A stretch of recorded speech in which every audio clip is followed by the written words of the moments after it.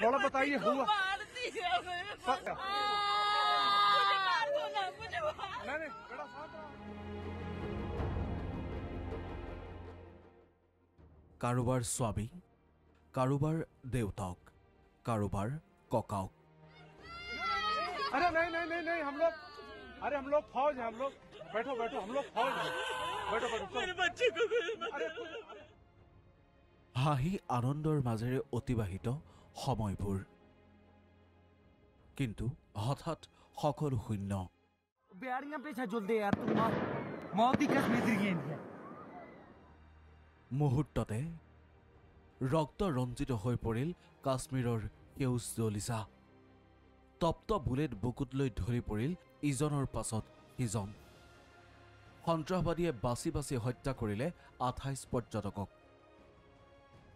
মুহূৰ্তৰ আগলৈকে কাশ্মীৰৰ সৌন্দৰ্য সামাজিক মাধ্যমত বৰ্ণনা কৰা এইজন পৰ্যটক মঞ্জুনাথ ৰাও। मैं मंजुनाथ शिवमोगा कर्नाटक से हम इंडियन ट्रैवल स्टोर्स में बुक करके कश्मीर प्रवास में आए हैं। अब हमारा कश्मीर टूर का दूसरा दिन है। পত্নীৰ সৈতে অৱসৰ বিনোদনলৈ আহি আপোন পাহৰা হৈ পৰিছিল কাশ্মীৰৰ সৌন্দৰ্যতাত।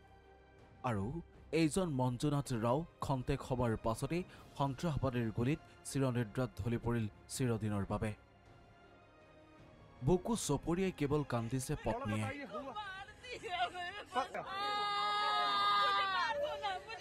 नहीं बेटा शांत रहो लो पानी पियो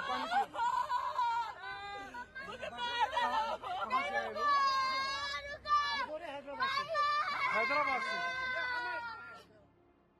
এইজন বিনয় নৰৱাল, নৌসেনা বাহিনীৰ এজন বিষয়া। 16 এপ্ৰিলত বিবাহ পাশত আবদ্ধ হৈছিল লেফটেনেণ্ট বিনয় নৰৱাল। বিয়াৰ পাছতে পত্নীৰ সৈতে হানিমুনলৈ যোৱাৰ বাবে বাছনি কৰিছিল জম্মু কাশ্মীৰ। কিন্তু চৰম জনমলৈ এক হোৱাৰ প্ৰতিশ্ৰুতিৰে বিবাহ পাশত আবদ্ধ হোৱা বিনয় নৰৱালকো হত্যা কৰিলে বৰ্বৰ সন্ত্ৰাসবাদীয়ে। নৱবিবাহিত স্বামীৰ নিথৰ দেহৰ কাষত বহি অসহায় বিনয়ৰ পত্নী। বুকুখন মুহূৰ্তৰ বাবে হেঁচা মাৰি ধৰিব আপোনাৰো। এয়া মাত্ৰ দুটা উদাহৰণহে। ২৮জন ব্যক্তিৰ ২৮টা পৰিয়ালৰ আশা সপোন যেন তপ্ত বুলেটে ভস্মীভূত কৰিলে নিমিষতে। সেউজ উপত্যকাৰ বিলাস যেন পৰ্যবসিত হ'ল নাৰকীয় যন্ত্ৰণালৈ। বহু প্ৰশ্ন নিৰুত্তৰ হৈ ৰ'ল। নিৰুপায় নিৰস্ত্ৰৰ ওপৰত এই বৰ্বৰতা কিয়? ইমান চৰম শাস্তিৰ বিপৰীতে আমাৰ দোষ কি? নিউজ ডেস্ক, প্ৰথম খবৰ।